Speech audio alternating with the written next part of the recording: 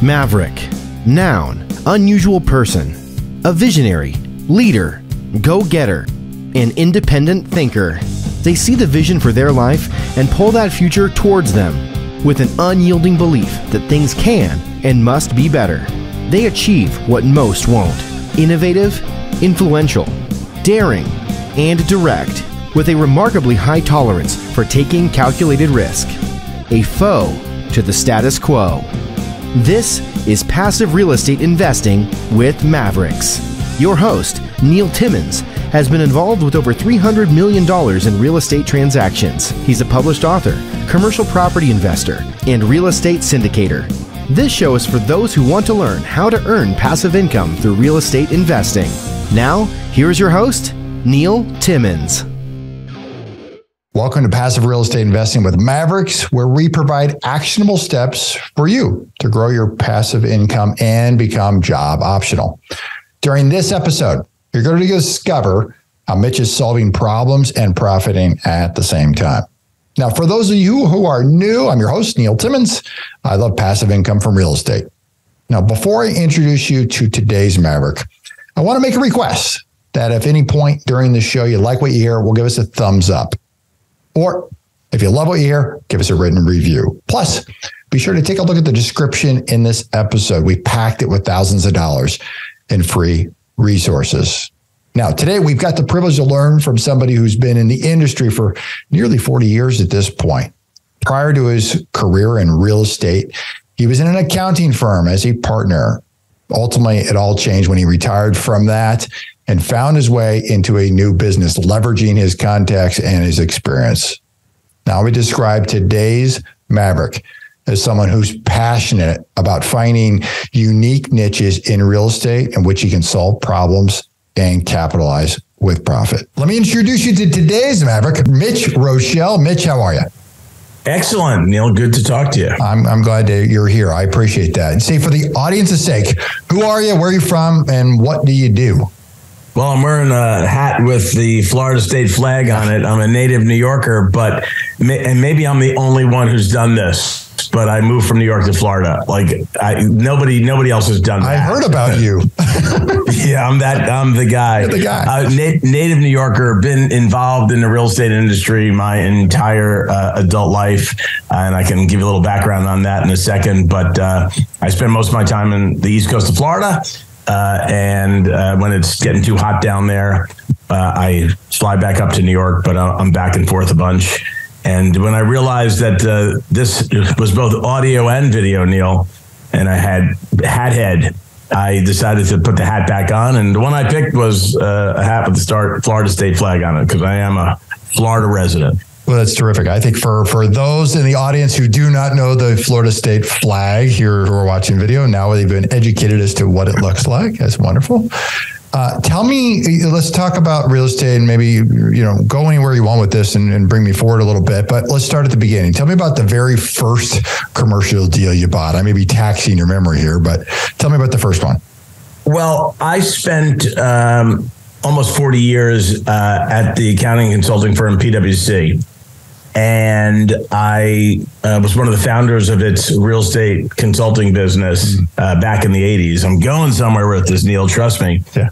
And I ran that practice for a couple of decades and before I retired and went on to do other things, which we'll talk about in a bit, I'm sure. My first real exposure to real estate was the savings and loan crisis. Yeah. And we were doing some consulting with small regional community banks that were very long real estate, and the waters were getting a little rough. I have so many Back to the Future moments and goosebumps when I see headlines today that just remind me of those days. But we did a lot of workouts and restructurings. So the funny thing about being in Florida is the first bank I worked on was a bank called Commonwealth Savings and Loan, owned by the Chapnick brothers. I should have known something was wrong because they literally had gold-plated toilet seats. I'm not making this up. And every time I drive south on I-95 in Florida, I live in Palm Beach County, but south of Palm Beach is Fort Lauderdale, Broward County, and I'm driving south on I-95, and I get to the Commercial Boulevard exit. I literally, you asked about the first, I get like this feeling because that was literally the first big assignment that we had in real estate. So I've spent my entire career at every point in the life cycle of real estate. I remember one speaking engagement I had. I've done a ton of public speaking, and I had a chart, and I can't remember the exact chart, but it kind of looked like the sine curve, if you can imagine what the sine curve looks like, or a roller coaster. And somebody in the audience looked at me, and it could have been values, it could have been cap rates, it could have been anything on the chart. I wish I remembered exactly what the chart was. Somebody looked at me in the audience, raised their hands, because whenever I speak, I encourage audience participation. And the guy raised his hand. He goes, I never realized real estate was a cyclical asset class. And I was like, I didn't know if it was like a setup or like what, like, sure. And I've always said there's no stupid questions, but that was a bit of a stupid observation. I'm not going to lie to you, but real estate's cyclical.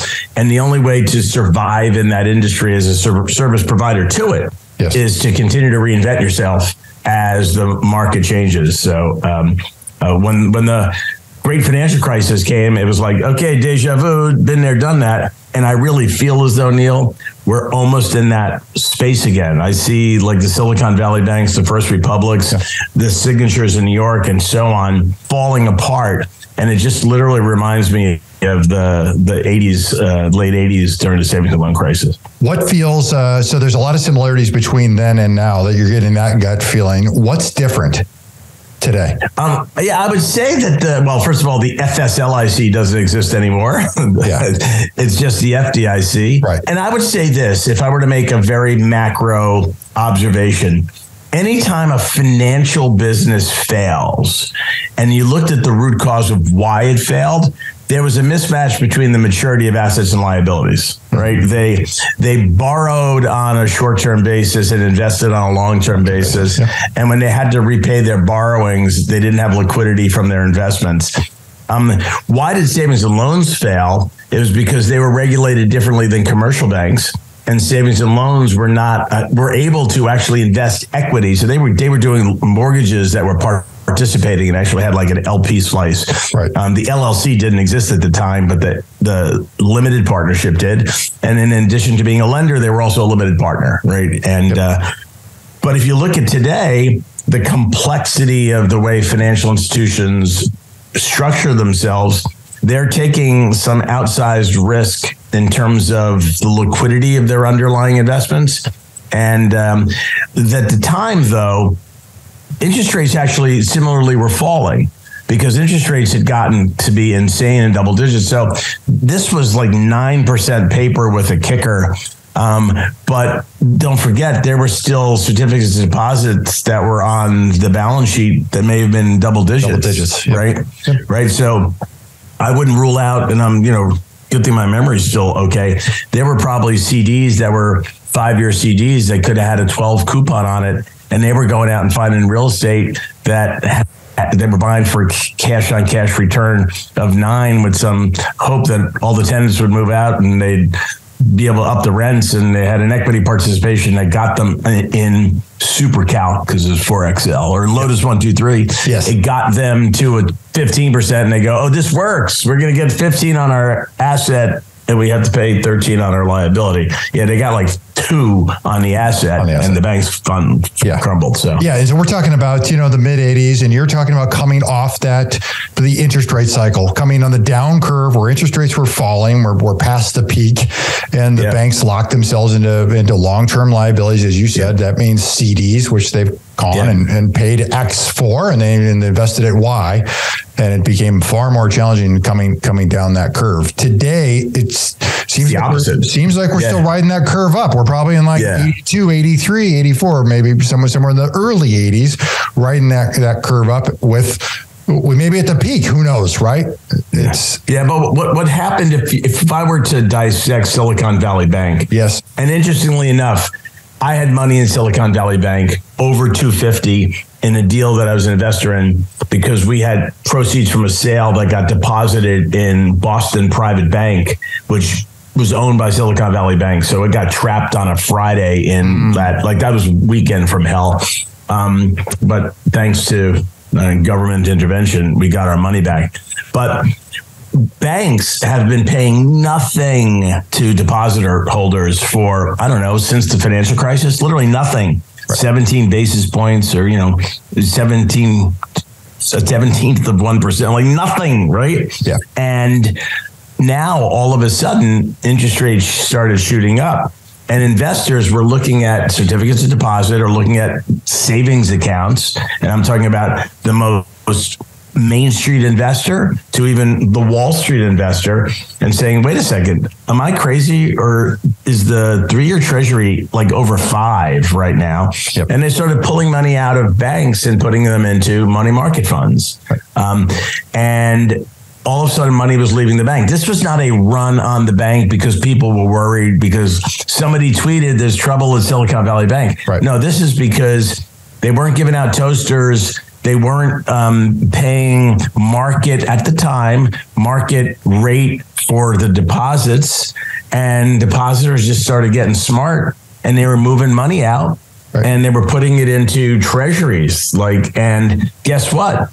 The bank was conservative. The bank actually invested in treasuries. The only problem is they bought them a little while ago. Yep. And when they had to sell them to pay the depositors off, they were selling them at a loss. And what looked like a strong balance sheet, it wasn't mark to market because the auditors or the regulators said market to market. It was mark to market because they had price discovery on their portfolio when they went to sell it. And they cleared the market at a much, and they had a multi-billion-dollar hole in the balance sheet. And that's because they were much different problem than what we saw then, but it's the same outcome, which is you got to look at assets and liabilities and figure out. And by the way, that was not credit risk. The savings and loan crisis was because of credit risk. Correct. I mean, I don't know who your audience is, so I'll be clean for your audience. Those were crappy loans, okay, during the savings and loan crisis. This was investments in treasuries, right? But they had liquidity risk, right? You hit it to set up your explanation. The duration, right? Their liabilities and their assets from a duration standpoint did not match. They got themselves into a mismatch. They were paying us almost nothing for our deposits, our money that we sit in the bank. And they, in order to make any real net interest margin, they had to go out on duration. They were buying longer term bonds. They weren't buying. And by the way, in a time when the treasury curve was steep, right? Yes. They all got into trouble when the treasury curve inverted. And for your audience benefit, that's when short-term rates are actually higher than long-term rates, which should be the other way around. Right. And that's because the Fed was, listen, if I was to blame anybody for the mess that we're in, I would blame the Fed and I'd blame the Treasury Department, and in particular, the Treasury Secretary, because she used to run the Fed. She should have known better. Yes.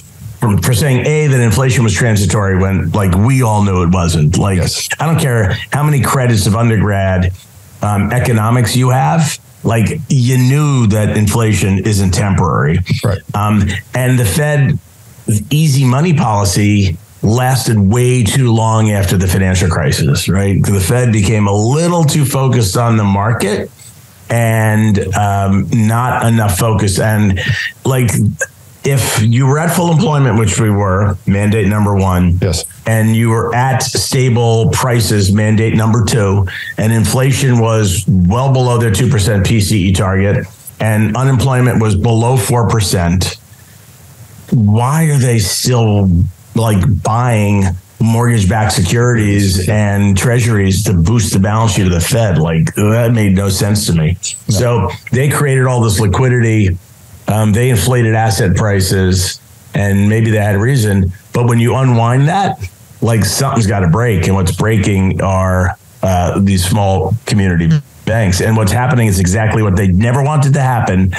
A major consolidation in banking industry where we have all these too big to fail financial institutions. They absolutely did not want this. Republicans and Democrats alike did not want this. And that's what we're going to get. So they claim, right? They're the ones through their policies with the FDIC coming out and backing SVB with all their uninsured deposits, which was read a couple of reports. One indicated 88%. One indicated 93% of all deposits at SVB were non-insured, meaning above $200,000. $150,000 in dollars, right? In dollars, in dollars. Yeah. Correct. Yeah. Above $250,000. So the uninsured deposits.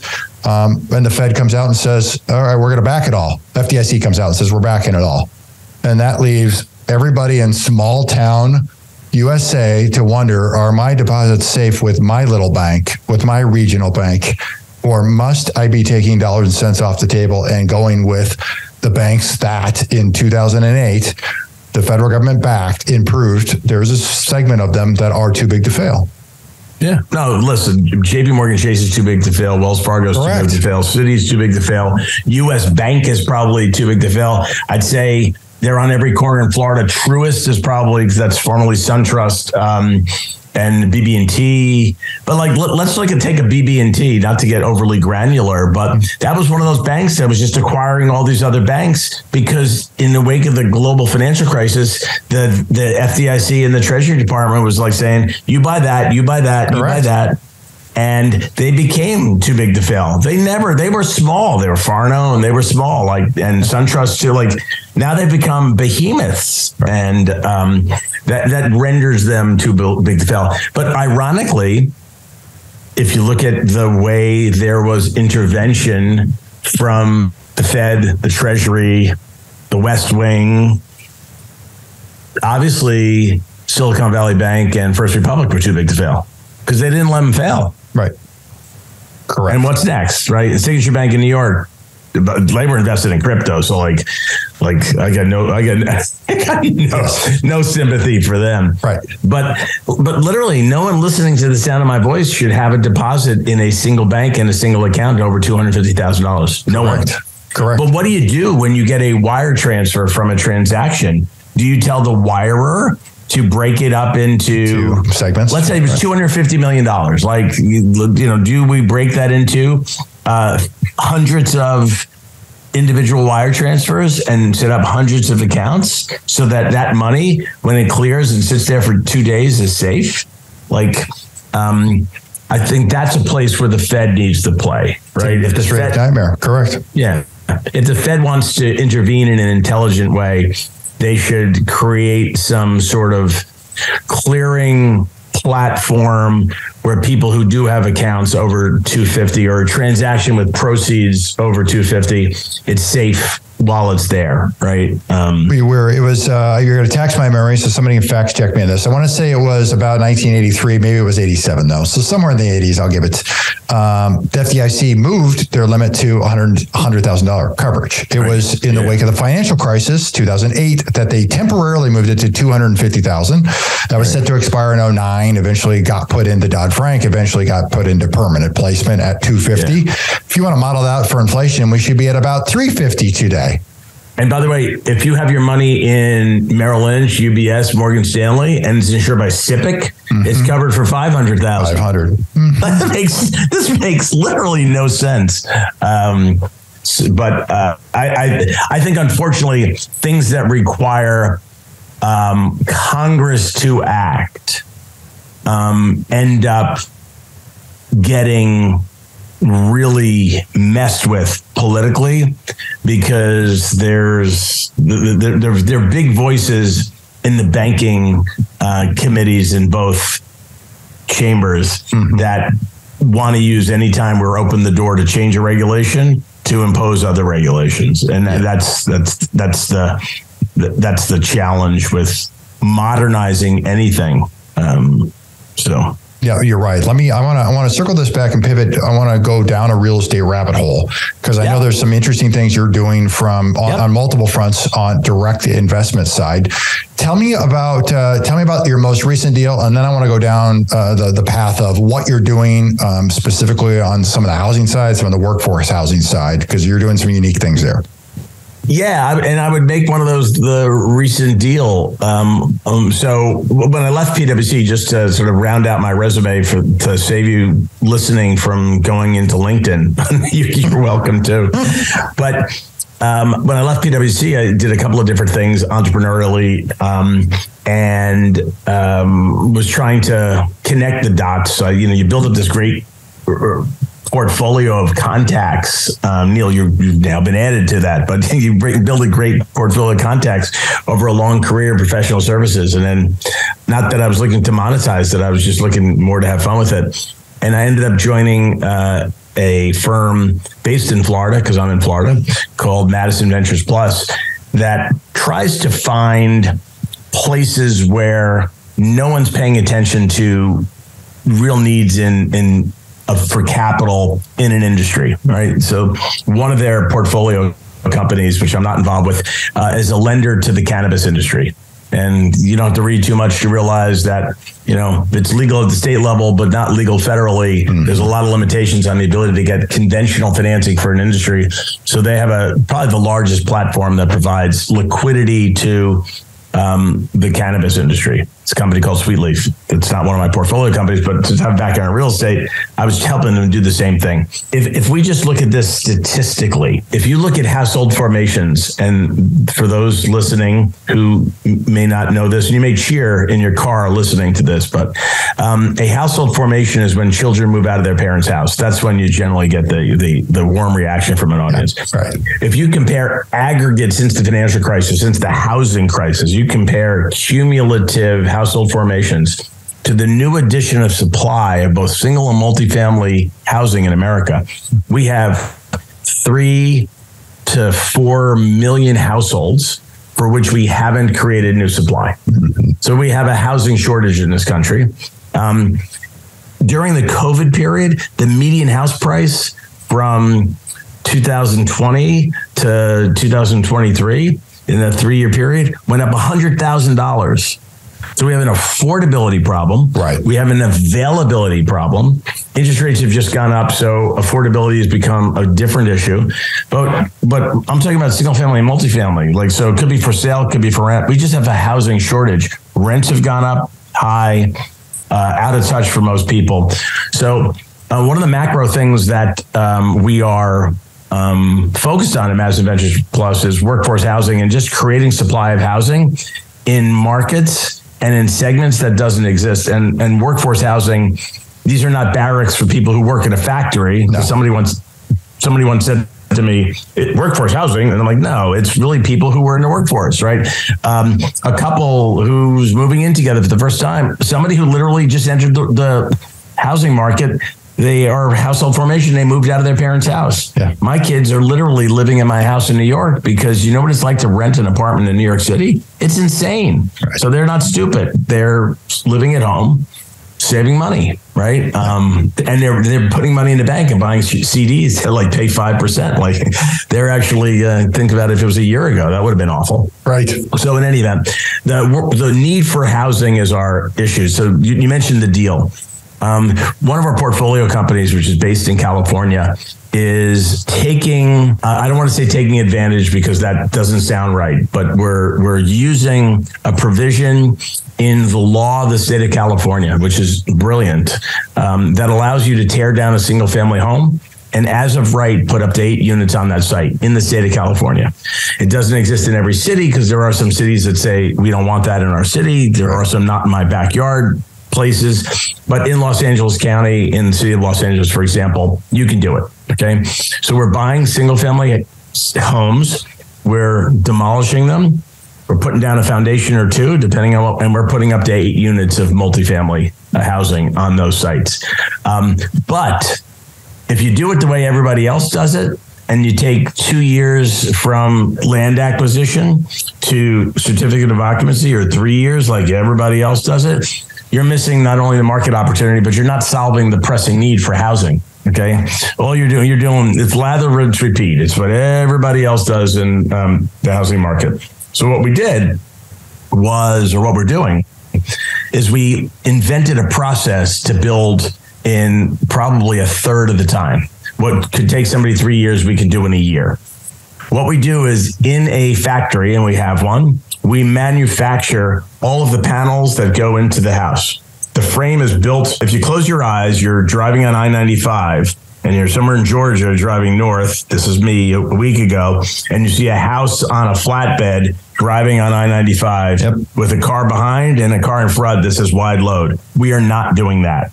what we're doing is we'd actually put all the panels that would comprise the 2 buildings that are going to go sit on that site on the flatbed, and we're going to deliver all the pieces. Okay.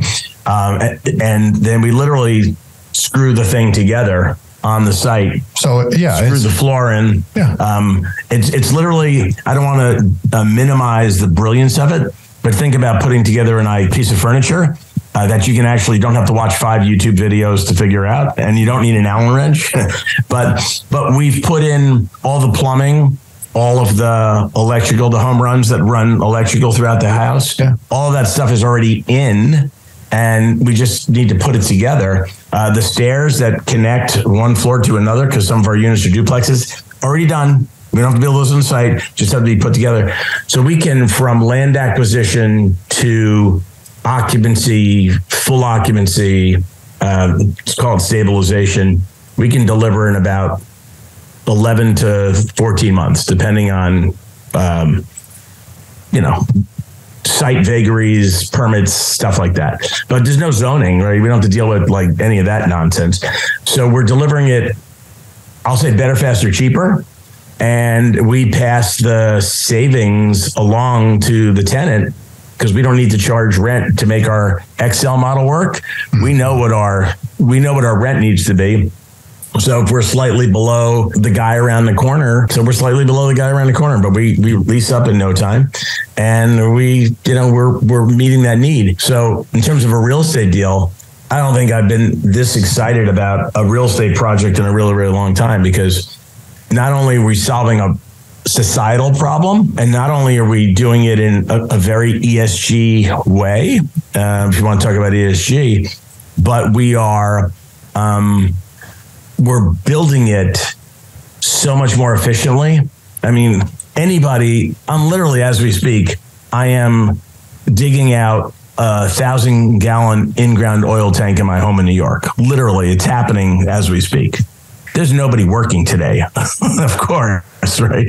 But the number of permits and the number of subcontractors, and we don't deal with that. You know why? Everybody who builds the houses that I just mentioned, they're full-time employees of our company. They get healthcare benefits and get bonuses based upon production, right? Production, speed. So what I heard you say is, instead of you being exposed to all the elements, the rain, the weather out in California, the sun, the heat, most of this is done inside of a factory, indoors, factory, and built to a specification level that is standardized, taken to site, and then ultimately assembled on site.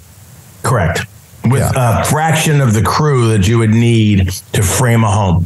The interesting about home building, if you've ever watched it, framing happens really fast. Real fast. They bring a gazillion people, okay, and they fly through it. Maybe it's to spec, who the hell knows? But you know what you have at the construction site? 2 things, and I can promise you this. You have waste. Like you can't believe. Correct. Like you could build another house with the waste, okay? And number 1. And number 2, you have theft. Because I guarantee after working a long, hot day in the sun, wind, rain, whatever it is, okay, they don't lock up every piece of lumber.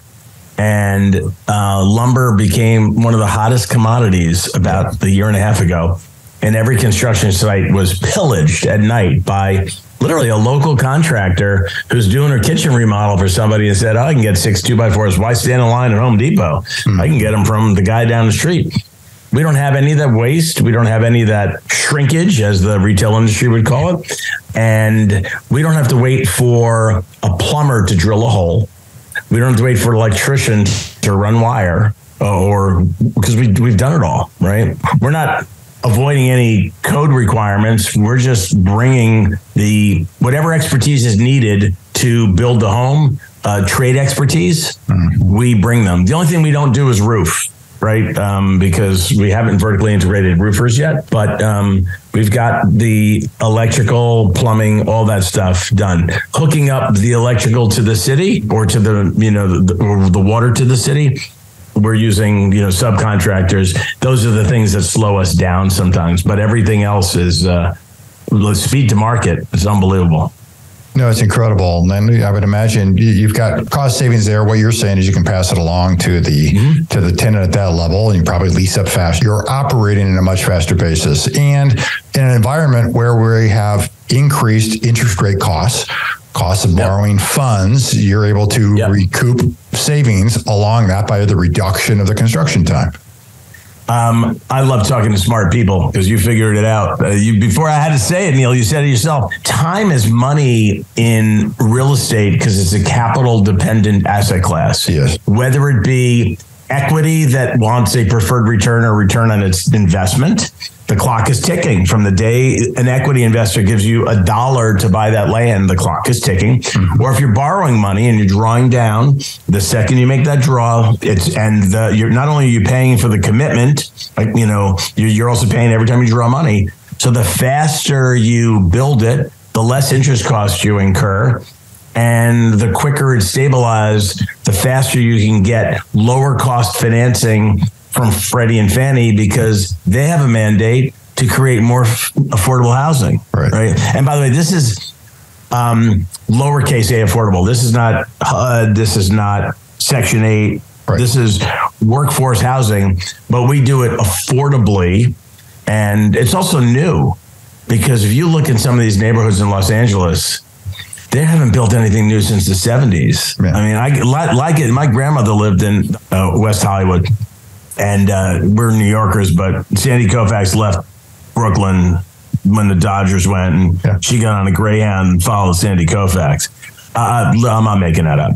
And I remember as a kid going to Los Angeles to visit my grandmother. And the kind of housing my grandmother lived in, she was a retiree, didn't have a lot of means, but she lived nicely. That's still there. This is 1960s vintage housing, still there. And if you want to rent, you know what the last time one of those places was renovated? So if you drop in a neighborhood, 2 buildings with 4 units apiece. And by the way, I'll say this, I left out. We're in neighborhoods that are in transition, okay, but transitioning for the better, okay?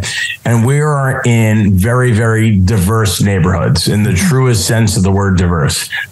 There may be a higher concentration of people with one specific ethnic background in a neighborhood. That is true of any big city. There are concentrations. Yep. But one thing that the Asian population and the Latino population, who are 2 big diverse groups in Southern California, have in common is they tend to have multiple generations living together in households. Yes. So we build 4-bedroom, 4-bath properties. Units, 4-bedroom, 4-bath. So per that unit? You can have one of the ones where we have is 6 units. Each of them is 4-bedroom, 4-bath. Each of the units. These are big. These are like 20-something hundred square feet. Yeah. And these units are bigger than the single-family house that was used to be there. Yeah, that used to be there. What's interesting is if you can kind of in your mind's eye think about Los Angeles and all of the movies that you've watched. The houses are really close together when you drive down the street. What no one ever realizes is how big the backyard is.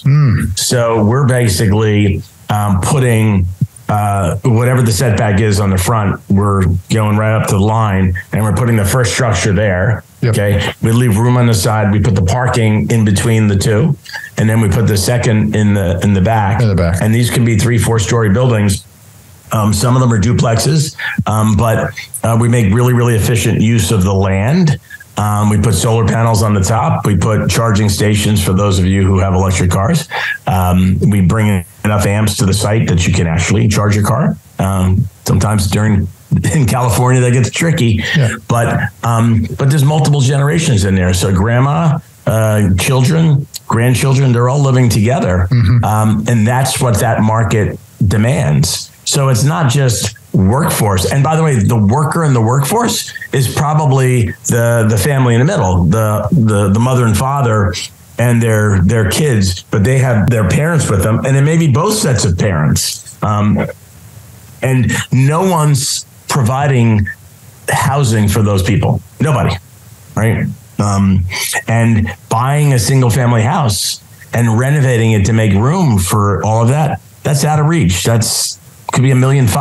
And these people don't have the means to, or the down payment for that. To be able to get so we're meeting it. We're meeting the market where the market is, and that's the biggest screaming part of the demand. So you asked about my latest thing. I figured I'd talk about the thing that I'm most passionate about, which is this project in California. So. Yeah, no, that's exciting. They're from the start to finish. The financial savings crisis of the S&L crisis of the 80s to today, and the environment we're in today, and the thing you're most excited about from a project standpoint.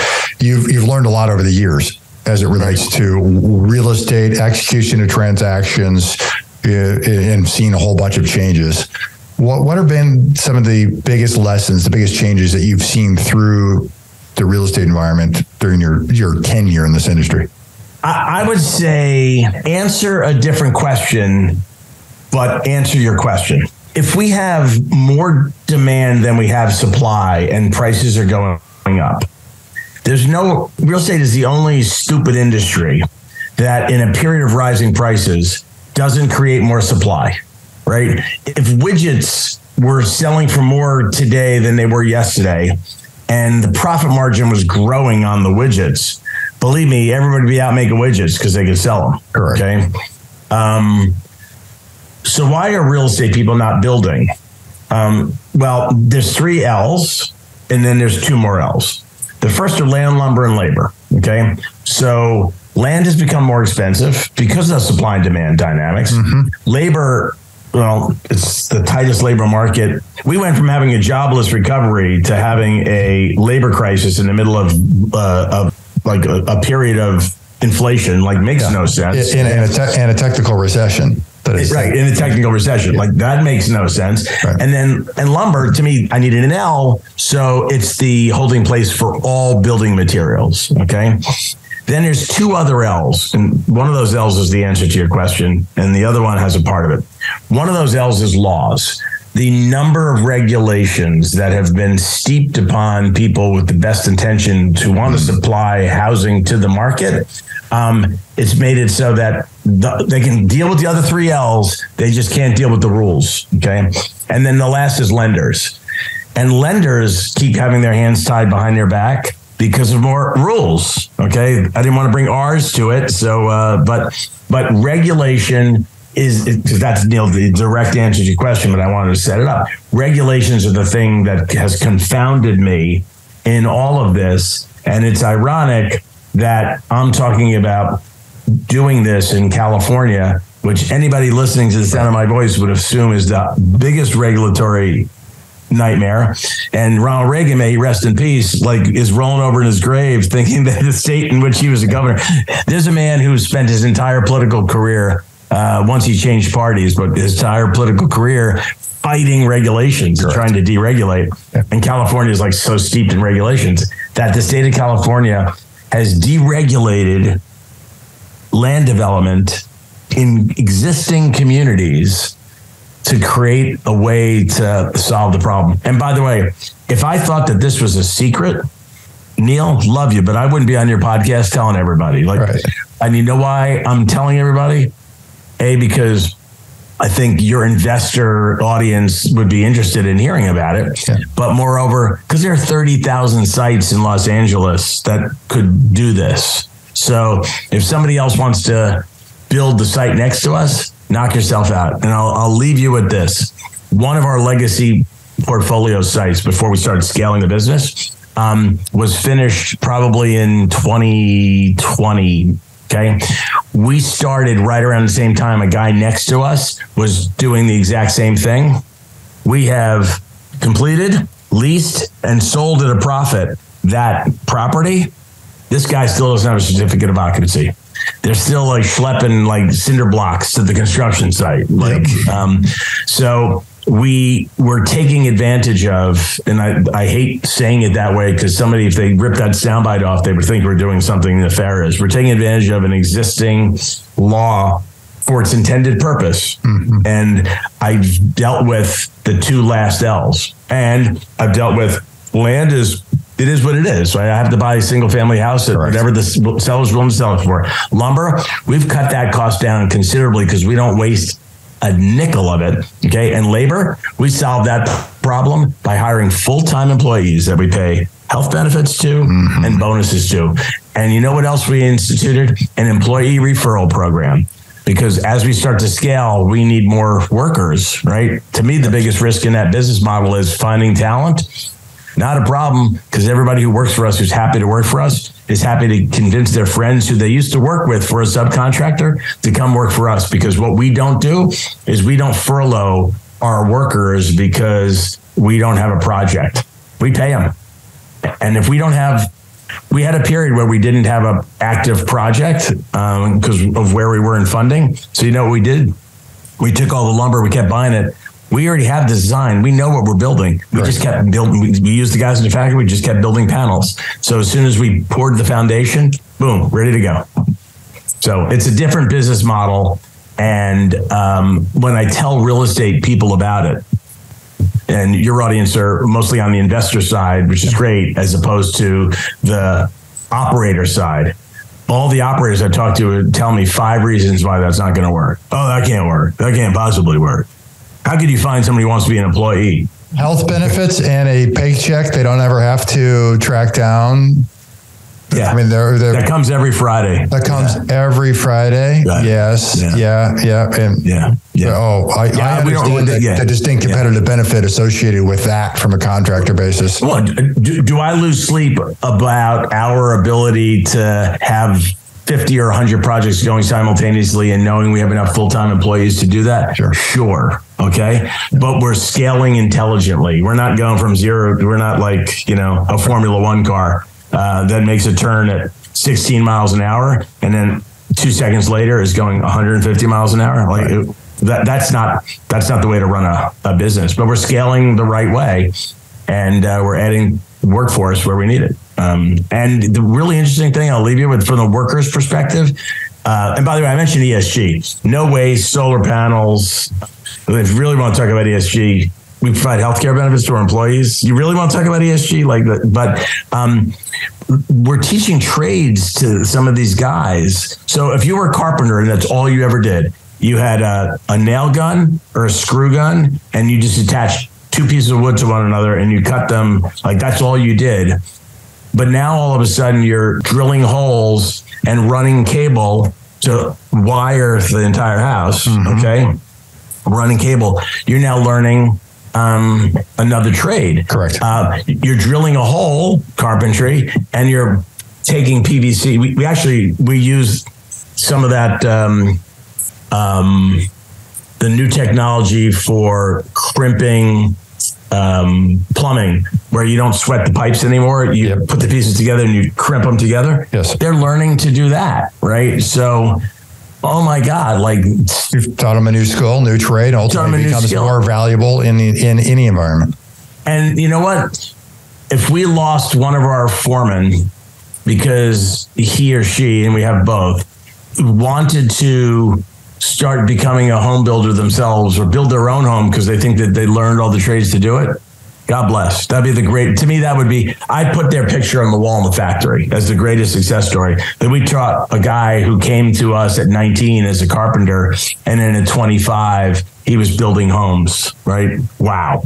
And I'll tell you, every plumber, electrician that I've ever met in my life builds their own homes. And you know what they do? Every one of them screws it up. So we're really, that's what's really cool about it. And when I talk to our investors who are socially conscious, passing judgment on that at all, that's to me the coolest thing about it. The fact that we're creating workforce housing, at the same time we're also creating a workforce. Yeah. No, that's incredible. Let's do this. Mitch, I want to move on to the final segment, what I call the final 4.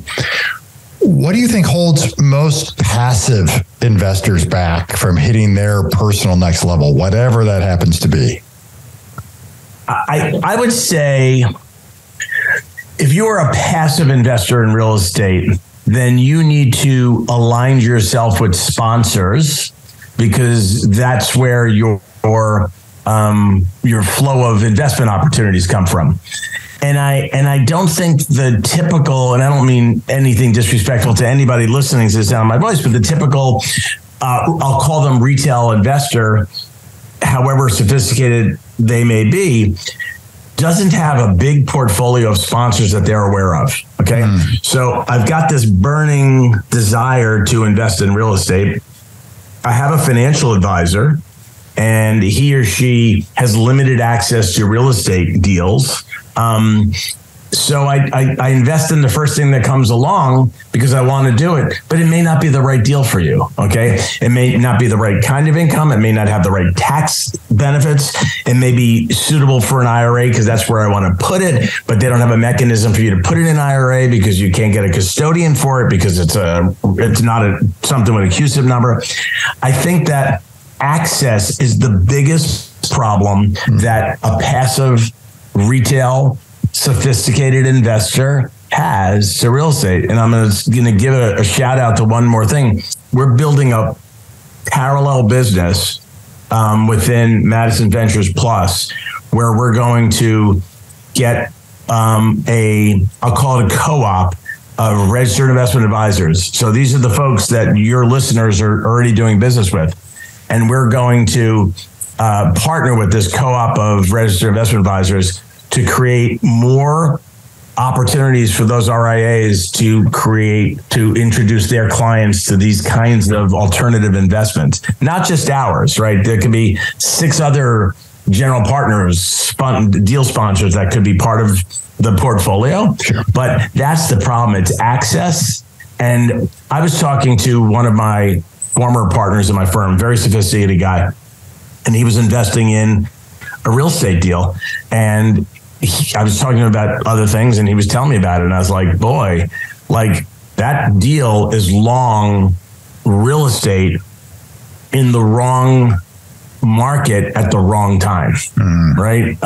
So what you have to do is align yourself with the right sponsor and then invest in something that's got the right risk profile for the market environment we're in today. And like that's the hardest thing for anybody listening to me. Yeah. And you're going to go to your RIA, or you're going to go to your big wirehouse firm that you have the rest of your money in, and they're going to give you access to. And by the way, they're constrained regulatorily in terms of what they can show you. Right? They're going to give you what they have in their 3-ring binder, and it may not be right for you. And that's the real hard part. And then, by the way, Neil, that's why programs like yours make a difference, because you can enlighten. And I also speak often at the Money Show, if you're familiar with it. And it's an opportunity to engage with passive investors and tell them there's other stuff out there, guys, like not just the non-traded REIT that your RIA showed you, which like after fees, like what's your real return there? Right. Yeah. Outside of real estate, what are you most passionate about? I love to fish, hence Florida. Yeah. And I'm a golfer, but I love to fish. And I'll leave you with a story. I was playing in a pro-am. I've been blessed in my life and from my past life to have played in a lot of pro-ams with PGA Tour professionals. Yeah. And I was playing with a guy who lives in Jupiter. He used to. His name is Briney Bird. And Briney had played in more PGA Tour events and never won one than anybody else in the history of the PGA Tour. Yeah. And he came in second once. No one was rooting for him more than me. And we get into the tee box, and Briney said, all right, we're teeing off like a shotgun at 1 o'clock. He goes, at 5:30, I'm in my car in the parking lot. We're in Jacksonville. I know how to get to Jupiter.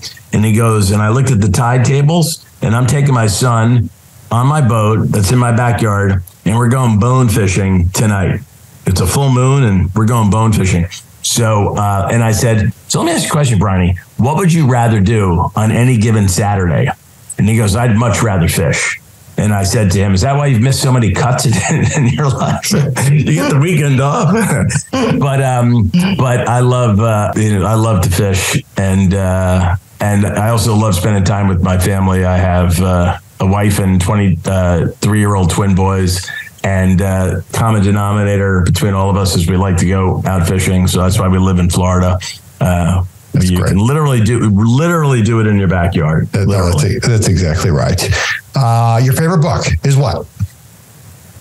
I was going to make a joke and see if I had like Art of the Deal behind. You want to know what my favorite book is? God's Honest Truth. Favorite book. It's on my shelf. It says the Constitution of the United States of America. Yeah. I decided to not say Bible to keep it a little light, but to me, this is my favorite book. And it's literally on my desk. We are the only country in the world that has codified a constitution. We're a democratic republic. Ironically, both of those words are in that phrase. Yeah. We are the only one with a codified. All of these parliamentary democracies like the UK didn't have a codified constitution. The brilliance of the founders of this country to have built a system the way they did, it was an experiment 250 years later. Right. But the few words that are in this book, like it's amazing to me. So greatest book ever written, greatest book I've ever read. Your favorite way to make an impact in the community? I've given back a lot of my time to the community throughout my career. And I've spent a lot of time volunteering in schools. And I've always, to tie in answer to question 1 to answer question 3, if you teach somebody to fish, they eat for a lifetime. So I've spent a lot of time teaching financial literacy in public schools in the United States and abroad. And that's the biggest way you can make an impact. You teach a child, I haven't done such a good job of my own, but you teach a child the difference between need and want. That is the foundation of financial literacy.